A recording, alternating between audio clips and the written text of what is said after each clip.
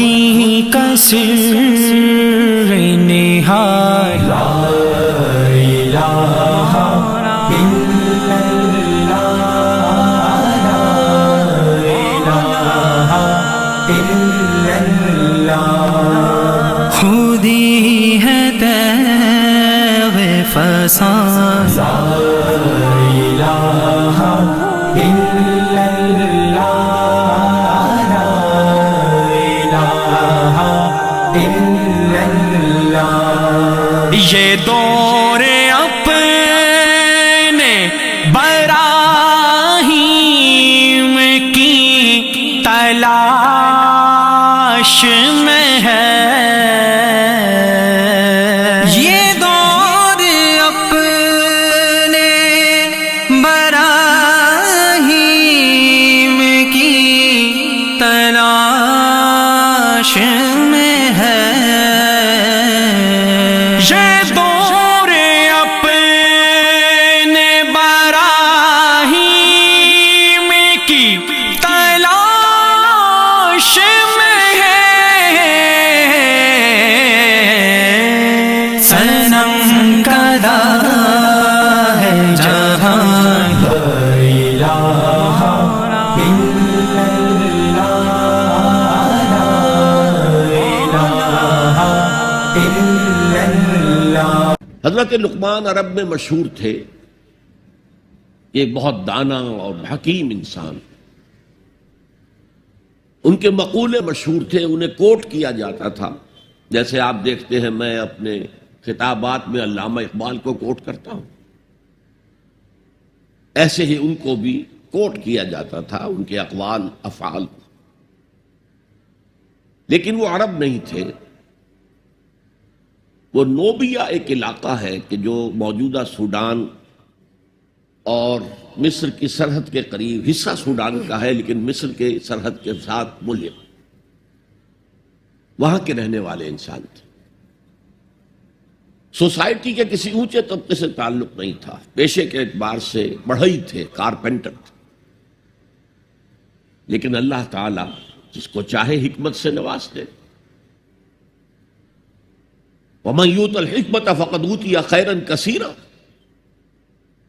جس کو اللہ تعالی حکمت عطا کر دے اس کو تو گویا خیر کثیر عطا کر دیا گیا. شاہ ولی اللہ دہلوی رحمۃ اللہ علیہ کی ایک تالیف کا نام خیر کثیر بھی ہے، جیسے حجت اللہ البالغہ ان کی مشہور ترین کتاب ہے. تو خیر کثیر کیا ہے؟ حکمت. اس پہلو سے جیسا کہ میں عظمت قرآن کے ضمن میں عرض کر چکا ہوں کہ تعلیم و تربیت نبوی علی صاحب الصلاۃ والسلام کا جو ٹاپ کا درجہ ہے وہ تعلیم حکمت ہے. یتلو علیہم آیاتہ ویزکیہم ویعلمہم الکتاب والحکمہ. حضرت لقمان کو اللہ تعالیٰ نے حکمت عطا کی. اسی طرح حضرت یحییٰ کے بارے میں آتا ہے وَآتَيْنَاهُ الْحُکْمَ صَبِیًّا، ہم نے اسے بچپن ہی میں حکمت عطا کر دی تھی. یہ جو حضرت لقمان ہیں، میں نے ان کے ضمن میں دو لفظ استعمال کیے ہیں، سلیم الفطرت، سلیم العقل. پہلے ان کو ڈیفائن کر لیجیے. انسان میں ایک عقل ہے اور یہ ہمارے وجود حیوانی کا حصہ ہے. تمام حیوانات میں عقل ہے، تھوڑی ہے، کم ہے، لیکن ہے. انسان میں یہ عقل ترقی کرتے ہوئے بہت بلندی پر پہنچی ہے. اسی عقل کا ظہور ہوا ہے بڑے بڑے فلسفیوں کی شکل میں. سقراط، افلاطون، ارسطو، یہ کون تھے؟ تو عقل جو ہے یہ خود اپنی جگہ پر ایک روشنی ہے، لیکن یہ انتہائے مقصود تک نہیں پہنچا سکتی. اس کی لیمیٹیشنز ہیں.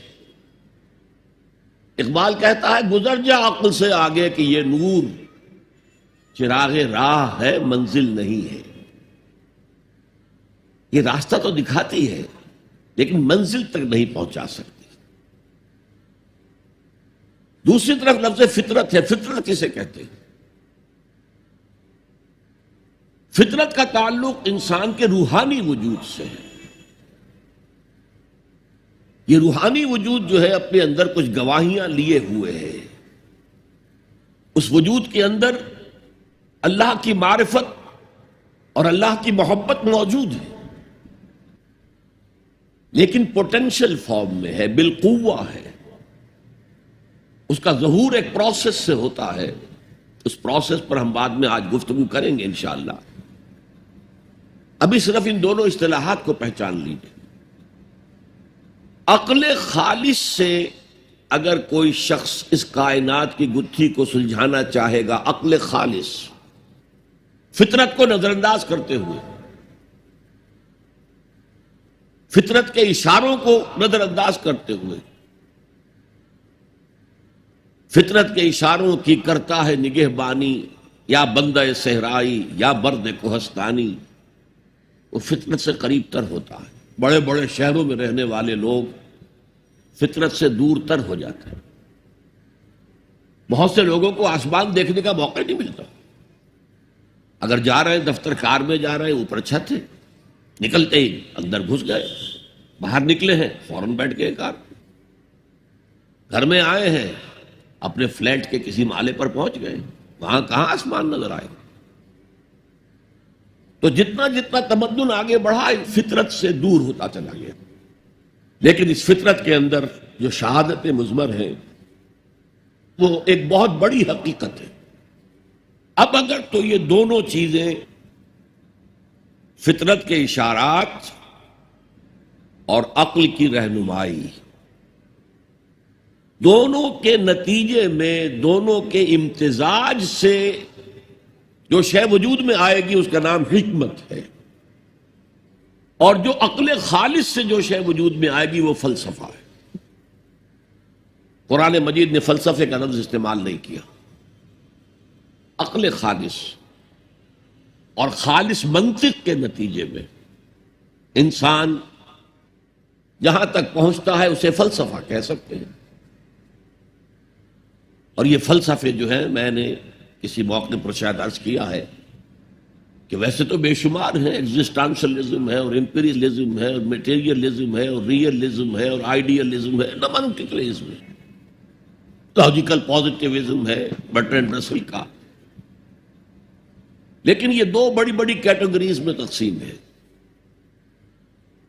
ایک یہ خیال ہے کہ اس کائنات کی اصل بنیاد کچھ آئیڈیاز پر ہے، یہ آئیڈیلزم کہلاتا ہے، یہ افلاطون اس کا بانی ہے اور اس کی شاخیں ہیں۔ ایک یہ کہ نہیں، اصل وہ نہیں، تصورات نہیں، اصل یہ کائنات ہے، یہ ریئل ہے، یہ ریئلزم کہلاتا ہے، اسی کی شاخیں ہیں، امپیریلزم، میٹیریلزم، لاجیکل پازیٹیوزم وغیرہ وغیرہ۔ عقل خالص جو ہے اس کے بارے میں نوٹ کر لیجئے کہ اس کی آخری انتہا یا سکیپٹسزم ہے، ارتیابیت، شک، ہر طرح شک، ہر چیز کے بارے میں شک، اور یا پھر ایگنوسٹسزم ہے، لا ادریت، کہ ہم نہیں پہچان سکتے، اس حقیقت کا علم حاصل کر ہی نہیں سکتے، وہاں تک ہماری رسائی ہو ہی نہیں سکتی، لا ادری، میں نہیں جانتا، تو لا ادریت، ایگنوسٹسزم، یا ارتیابیت، ریب سے بنا شک، اور اس سے بنا ہے سکیپٹسزم۔ اصل میں اگر عقل سفر کرے فطرت کی رہنمائی میں،